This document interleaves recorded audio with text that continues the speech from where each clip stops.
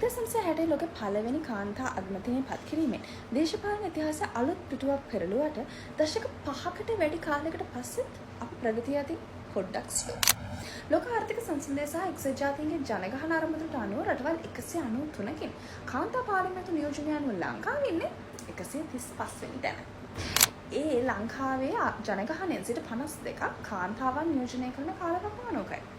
නමුත් 2004 පාර්ලිමේන්තු මැතිවරණයේදී වාර්තාගත කාන්තාවන් සංඛ්‍යාවක් පාර්ලිමේන්තුවට තේරීපත් වුණා. ඒ වගේම ආචාර්ය හරියවල් සූරිය අගමැතිනිය විදිහට පත් කරුණා. නමුත් සමස්තයක් විදිහට අපි බැලුවොත් අපි තාමත් අපේ ටාගට් එකට අවිල්ලා නැහැ. කාන්තාවන් දේශපාලනයේ නැති වෙන ලොකු හේතු කීපයක් තියෙනවා. ගැඹුරින් මුල් බැසගත්ත සංස්කෘතික සම්මතය, ව්‍යුහාත්මක බාධක සහ ස්ත්‍රී පුරුෂ භාවය මත පදනම් වෙච්ච වෙනස්කම් කිරීම.